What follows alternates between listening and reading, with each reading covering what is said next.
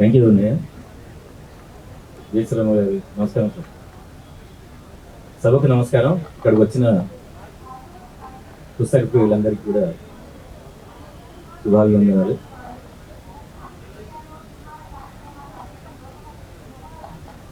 Intermediate స్థాయిలో ఉన్నప్పుడు మొట్టమొదటిసారి కవి సమ్మేళనాలు జరుగుతున్నప్పుడు అటెండ్ కావడంతో పాటు నేను చదివిన మొట్టమొదటి కవులు రాసిన కవిత వచ్చిన కవిత ఏంటంటే సిద్ధారెడ్డి గారు కాగడ అని 78 ఆ పుస్తకం చదివిన తర్వాత అలా ఆశ్చర్యం వేసింది. అరే అవును కదా, మనకు అనిపించిన ఇట్లా రాయొచ్చు కదా అనిపించిన తర్వాత ఆ డివిటీ పుస్తకం ఇన్ఫ్లుయెన్స్ తోటి నేను చాలా కవితలు రాశాను. ఫార్చునేట్లీ మేము సిద్దిపేటలో పుట్టడం మూలన సిద్దిపేటలో కవులు ఎక్కువ ఉండేవాళ్ళు. అప్పుడు నాటకాలు ఎక్కువ వేసేవాళ్ళం.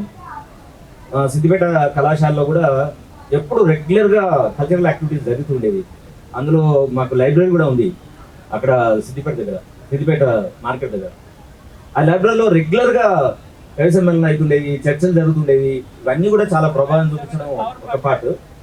కవితలు రాయొచ్చు అని మాత్రం సిద్ధారెడ్డి గారి డ్యూటీ పుస్తకంతో మమ్మల్ని ప్రొవైడ్ చేసి మేము రాయొచ్చు అని అనిపించింది. అప్పుడున్న సిద్దిపేట కళాశాలలో చాలామంది తెలుగు లెక్చర్స్ మమ్మల్ని ఇన్ఫ్లుయెన్స్ చేశారు. ఆ తర్వాత పీజీకి ఉస్మానియా యూనివర్సిటీ నిజాం కాలేజీకి వచ్చిన తర్వాత చాలా ప్రభావం చేసిన పుస్తకం ఏంటంటే నిత్య జీవితంలో భౌతిక శాస్త్రం. That change the whole perspective of looking at the things.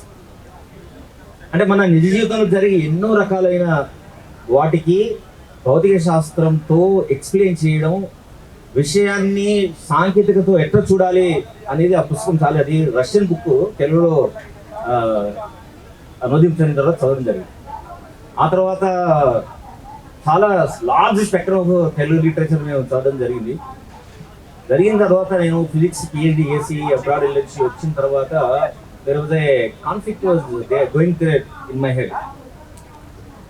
అప్పుడు ఈ ఇంటర్మీడియట్ ఎడ్యుకేషన్ చాలా ఉధృతంగా ఈ కార్పొరేట్ కళాశాల యొక్క ప్రభావంతో ఎక్కువ మంది చనిపోవడాలు, నేను కూడా అప్పుడు ఐఐటి పిల్లలకు పాఠాలు చెప్పాలి ఇవన్నీ చూస్తుంటే challenge my existence.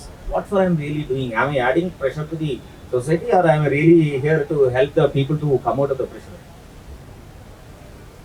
Then I took a decision to shift my professional career from physics to the psychology.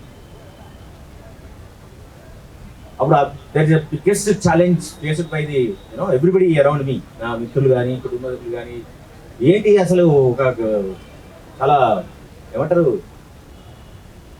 డబ్బుల పరంగా బాగా ఉన్న ప్రొఫెషన్లోంచి సైకాలజీ అంటే 25 years బ్యాక్ ఎవరికి తెలియని రంగంలోకి వెళ్తున్నాం. అసలు how you're going to stand? What for? నువ్వు ప్రొఫెషన్లో ఉన్నావని సంగతి ఎవరికి తెలియదు. నువ్వు వచ్చి ఈ రూమ్లో కూర్చుంటే నువ్వు ఎక్కడికి ఎవరు వస్తారో నువ్వు ఎవరికి తెలుస్తావు. ఆ కాలంలో మాకు ఇంటర్మీడియట్ డిగ్రీ చదువుతున్నప్పుడు శ్రీపాద సుబ్రహ్మణ్య శాస్త్రి పుస్తకం ఉండేది. నా ఒక కథ ఉండేది. అప్పుడు అనుకోకుండా నేను విశాలాంధ్ర పుస్తకాలు వెళ్ళినప్పుడు బంచ్ ఆఫ్ బుక్స్ కొంటే దానిలో శ్రీపాద సుబ్రహ్మణ్య శాస్త్రి కథల పుస్తకం ఒకటి కనబడింది. దాంట్లో చాలా కథలు ఉన్నాయి. గులాబీ అత్తర్ ఒకటి ఉండే, తర్వాత వడ్లగింజ అని ఒక కథ ఉంది. That story you cannot believe, it change my whole life style. దాంట్లో ఎట్లా అంటే ఒక చెస్ ప్లేయరు చెస్సే జీవితంగా జీవిస్తున్న వ్యక్తి జీవితంలో ఏ రకంగా కూడా ఆసరా లేని పరిస్థితి లోపల రాజధానికి వచ్చి అప్పుడు గజపతి రాజు యొక్క మన్నన పొందాలి, నా ఆటలు చూపించాలి అని ఆ రాజు ఒక అనౌన్స్ చేస్తాడు. చెస్లో కనుక నన్ను ఎవరైనా ఓడిస్తే ఈ దేశంలో ఈ రాజ్యంలో సగభాగం ఇచ్చేస్తానంటాడు. అరే ఇది బాగుంది కదా అని చెప్పి ఆ చెస్ ప్లేయర్ వస్తాడు. రాజధానికి వచ్చిన తర్వాత రాజును కలవాలంటే ఈయన బట్టలన్నీ మార్చుకొని ఉంటాయి, చినిగిపోయి ఉంటాయి, పక్కగా ఉంటాడు. ఎవరు రానిస్తారా అసలు అందరూ వెళ్ళి రాజు టైం వేస్ట్ చేస్తారా అని పంపించేస్తారు. దాంతో క్వశ్చన్ మార్క్ వచ్చి అరే ఎట్లా, how I can become a best chess player or how I going to reach out the king అని ఆలోచిస్తున్న క్రమం లోపల పుట్టకుల్లమ్మ చెప్తుంది, అరే బిడ్డ నువ్వు తెలివైన వాడే నిజమే, నీకు తెలుసు ఈ ప్రజలకు తెలియదు కదా అన్నట్టు. ఈ ప్రజలకు తెలియజెప్పే పని చేయాలి నువ్వు ఏదన్నా అంటే, అరే నిజమే కదా, ఏం చేయాలి నేను మరి అంటే ఆమె చెప్తుంది, నువ్వు వెళ్ళి ఇక్కడ రాజ్యంలో చాలా ప్లేస్ ఉన్నాయి, అక్కడ చెస్ ఆడుతూ ఉంటారు, you should go there and perform your skill అంటారు. అదే భలే ఉంది కదా అని చెప్పి ఆ ఒక ఊరికి ఒక కాదాల్లో ఉన్న మామూలు ప్రజలు ఆడుకునే చెస్ ప్లేస్కి వెళ్తాడు. వెళ్ళేదంటే చూస్తుంటే ఒక మ్యాచ్ డ్రాక్ వచ్చేస్తుంది.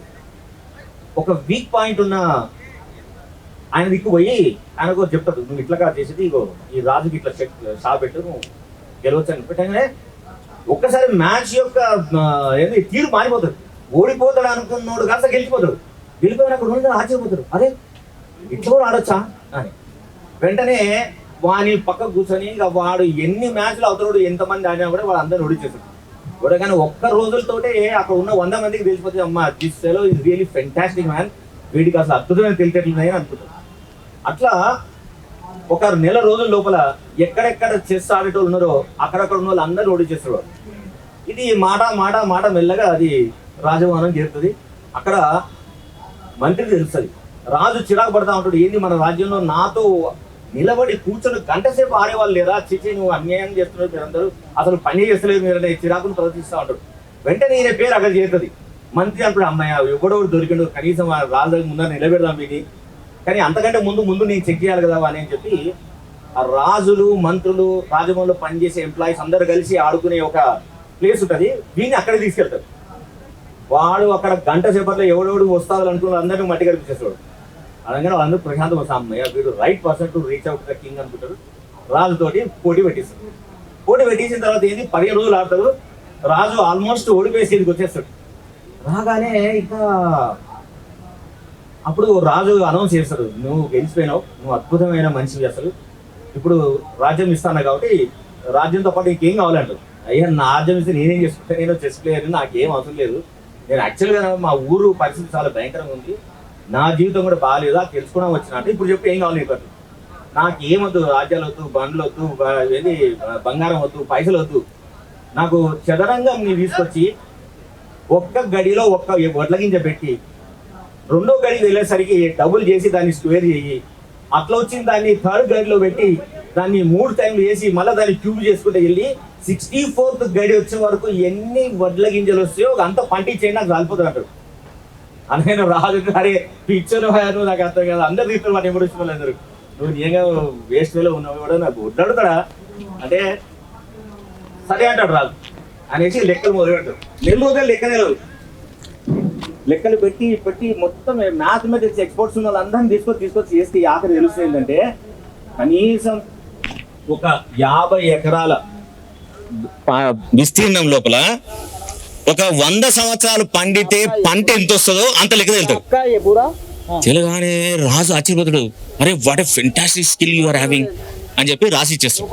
So end of the moral of the story ఏంటి, 2 పదాలు నాకు చాలా స్ట్రైకింగ్ తెలిసినాయి. నీకు తెలివి ఉంటేనే సరిపోదు, నువ్వు ఒక్కనే అనుకుంటా కాదు, ప్రజలందరూ తెలియాలంటే ఏం చేయాలా, you need to reach out to the society and the people. Then that really changed my way of working, and that really I started going out to the colleges, going out to the government to connect with them, and we designed a number of programs to reach out. Then we reach out to the media. Then fortunately people started encouraging these kind of methods of reaching out to people on the mental health and the relationship issues, and that's how I am here. And అదొక్కటే ప్రభావం చేసినాను ఈరోజు ఇక్కడ తీసుకొచ్చింది. And I really thank that writer అనే వాడు అద్భుతంగా మనిషిని ప్రభావం చేయగలుగుతాడు, సమాజాన్ని కూడా ప్రభావితం చేయగలుగుతాడు. అన్నిటికన్నా చాలా ఇంట్రెస్టింగ్ ఏంటంటే అసలు మనిషి కథ ఎందుకు చదవాలి, that is the most interesting question. Cinema చూస్తే ఎందుకు అంత ఉత్సాహపడుతున్నారు అంటే మనిషి పుట్టుకతోటే born with a spectrum of emotions. So ఆ స్పెక్ట్రమ్ ఆఫ్ ఎమోషన్ మనిషి జీవితంలో అందరూ అనుభూతి చెందొచ్చు, చెందకపోవచ్చు, మనకు తెలియదు.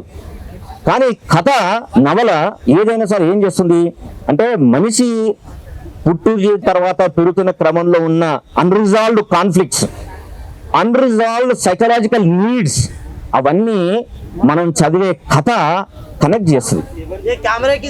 దాని నుంచి మనిషి చాలా ఉపశమనం పొందుతాడు, రిలీఫ్ పొందుతాడు. రిలీఫ్ పొందినప్పుడు మనిషి చాలా స్పష్టంగా చాలా గొప్పగా ఆలోచించగలిగే అవకాశము కథలు పుస్తకాలు మనిషి కలిగిస్తాయి. కాబట్టి ఇది ఒక కైండ్ ఆఫ్ కెథారిసిస్ అంటాం. అంటే మనిషిలో నిగూఢంగా ట్రాప్ అయిపోయిన బాధలు, తర్వాత సంఘర్షణలు, ఘర్షణలు, వీటన్నిటిని కూడా రిజాల్వ్ చేసే శక్తి పుస్తకం చదవడం వల్ల మనిషికి వస్తుంది. కాబట్టి మనిషి యొక్క ఆలోచన పరిధిని పెంచగలిగే శక్తి పుస్తకం ఉంది. కాబట్టి అది కథకి ఇంకెక్కువ ఉంది. కాబట్టి ఆ కథలు, నవలు, కవిత్వాలు చదవడం వల్ల మనిషి పరిపుష్టమై చాలా గొప్పగా భాషించి ప్రపంచానికి వెలుగు చూపించే లెవెల్లో ఎదగడానికి అవకాశం కలిగించేది పుస్తకం. కాబట్టి పుస్తకాలు చదవాలి. పుస్తకాన్ని ప్రదర్శన ఏర్పాటు చేసిన పుస్తక ఎగ్జిబిషన్ సొసైటీ వారికి ధన్యవాదాలు చెప్తూ, కవి యాకూబ్ గారికి నాకు అవకాశం ఇచ్చినందుకు, అలాగే ఇలాంటి గొప్ప వాళ్ళతో మాట్లాడే అవకాశం కలిగించినందుకు ధన్యవాదాలు. Thank you very much.